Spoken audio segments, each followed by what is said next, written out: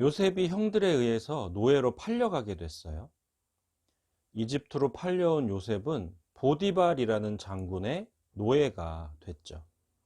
요셉에게 찾아온 인생 최대의 위기 가운데 하나님께서 함께 하심으로 요셉은 형통한 사람이 되었다고 성경은 우리에게 말씀하고 있습니다. 하나님을 믿는 사람에게 형통함이란 다른 것이 아니라 하나님께서 그의 삶에 함께 하시는 것임을 여러분이 기억하시기 바라요. 오늘은 노예가 된 요셉의 삶을 하나님께서 어떻게 인도하셨는지, 또 그것을 통해 하나님께서 우리가 하나님의 자녀로서 어떠한 삶을 살기를 원하시는지를 함께 생각해 보면 좋겠습니다. 먼저 창세기 39장 3절을 보겠습니다. 그의 주인이 여호와께서 그와 함께 하심을 보며 또 여호와께서 그의 범사에 형통하게 하심을 보았더라. 아멘. 요셉의 주인이 뭘 봤다고요? 첫 번째는 여호와께서 요셉과 함께 하심을 보았고, 두 번째는 요셉과 함께 하시는 여호와 하나님이 요셉이 하는 모든 일이 형통하게 하시는 것을 보았다는 말입니다. 근데 여러분, 하나님은 우리처럼 눈에 보이는 존재가 아니신데 보디발이 하나님께서 요셉과 함께 하시는 것을 어떻게 봤다는 말일까요? 그건 당연히 눈으로 보았다는 말은 아니겠죠. 요셉에게 일어나는 일들을 보면서 보디발은 저 요셉이라는 아이는 하나님이 함께 하시는 아이구나 라고 깨달았다는 말이에요. 요셉의 주인인 보디발도 보통 그냥 평범한 사람은 아니에요. 이집트 왕의 경호를 책임지는 장군이었으니까 지금으로 비교하면 대통령의 경호 책임자 그 정도의 지위일 텐데, 근데 당시의 이집트 왕은 지금의 대통령과는 비교할 수 없는 어떤 신적인 존재로 사람들에게 추앙을 받던 사람이었으니까 보디발도 당연히 매우 높은 지위와 권력을 가진 사람이라고 봐야 돼요. 근데 그렇게 높은 자리에 앉은 사람이면 당연히 그가 거느린 부하들도 많았을 것이고, 또 그가 소유한 노예들도 참 많았을 텐데, 그 많은 아랫사람 사이에서 웬만큼 뛰어나지 않고는 보디발의 눈에 띄는 것 자체가 불가능한 일이죠. 그런데 보디발의 부하도 아니고 일개 외국인 노예의 소년인 요셉이 보디발의 눈에 띄었다? 이것부터가 어찌 보면 기적이에요. 근데 그 기적이 요셉에게 일어난 것은 하나님이 요셉의 삶을 그렇게 인도하셨다라는 말 외에는 설명할 길이 없는 거죠. 요즘 취업이 참 힘든 세상인데 어떤 사람이 대학을 졸업하고 겨우겨우 한 회사의 계약직으로 취직하게 됐다고 한번 생각해 볼게요. 일개 계약직 직원이 회사의 CEO나 회장의 눈에 띄는 것은 정말 힘든 일일 거예요. 근데 바로 그런 일이 요셉에게 일어난 거죠. 하나님께서 어떻게 요셉의 삶을 인도하셨길래 과연 그런 일이 일어날 수 있었을까요? 3절에 나오는 여호와께서 그의 범사에 형통하게 하심이라는 표현에 주목할 필요가 있어요. 보통 신입사원이 회사에 들어오면 처음부터 어려운 일을 막 시키진 않죠. 처음엔 그렇게 어렵지 않은 일들을 한번 맡겨봐요. 그리고 그 일을 하나하나 잘 해내게 되면 조금씩 중요한 업무를 맡게 되죠. 그렇게 그 일들을 맡겨봤더니 기대 이상의 성과를 내게 되면 회사에서 신임을 얻게 되고, 또 그 과정들이 쌓여서 정규직으로 전환이 되기도 하고, 또 승진할 수 있는 기회를 얻기도 하는 거죠. 요셉도 마찬가지였을 거예요. 요셉도 처음부터 보디발의 눈에 띌 만큼 중요한 일을 맡지는 않았을 거예요.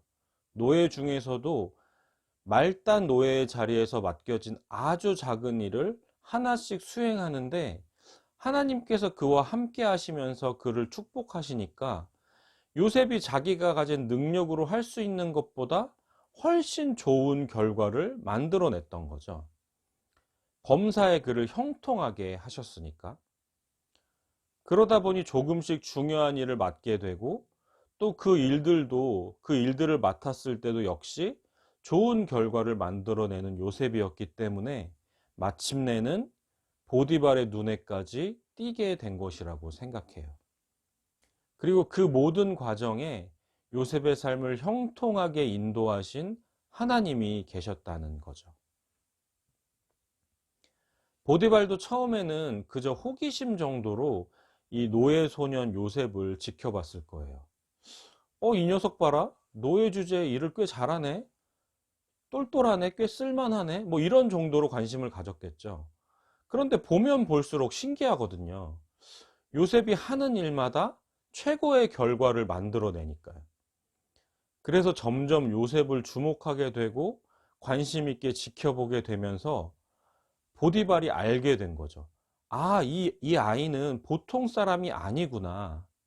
물론 보디발은 이집트 사람이니까 요셉이 믿는 여호와 하나님에 대해서 들어본 적은 없겠지만 요셉에게 분명 어떤 신이 함께하면서 그를 돕고 있다는 것은 느꼈을 거예요. 왜냐하면 그렇지 않고는 설명이 안 되니까요.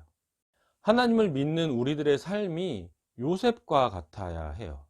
요셉처럼 하나님께서 나와 함께 하신다는 것이 내 삶에서 드러나야 돼요. 그래서 하나님을 믿지 않는 사람들도 하나님을 생각하게 만드는 것.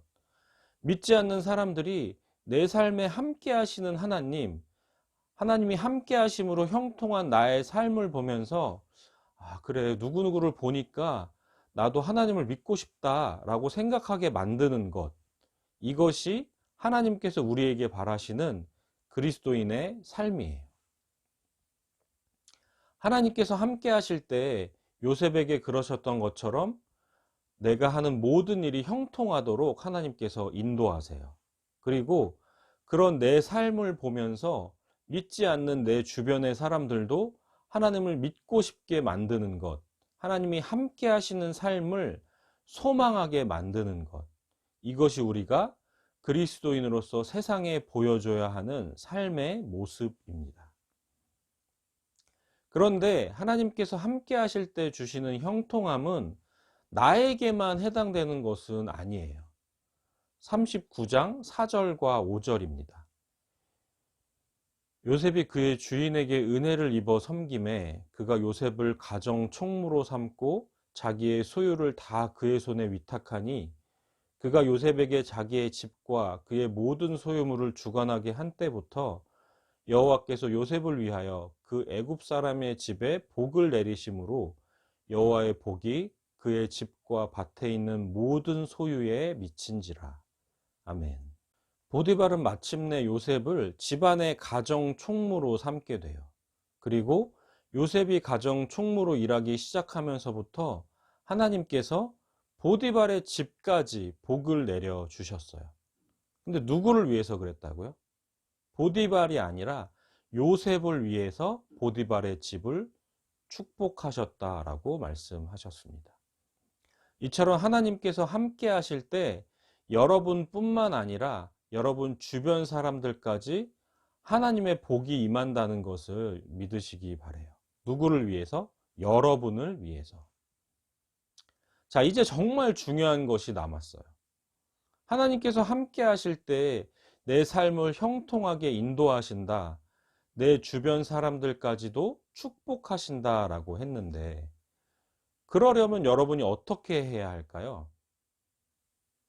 하나님께서 여러분과 함께 하시는지를 봐야죠. 지금 여러분의 삶에 하나님께서 함께하고 계신가요? 만약 그렇다면 요셉이 그랬던 것처럼 여러분이 하는 모든 일이 잘 되고 있을 거예요. 또 여러분을 통해 가족들, 친구들까지 하나님의 축복을 받고 있을 거예요.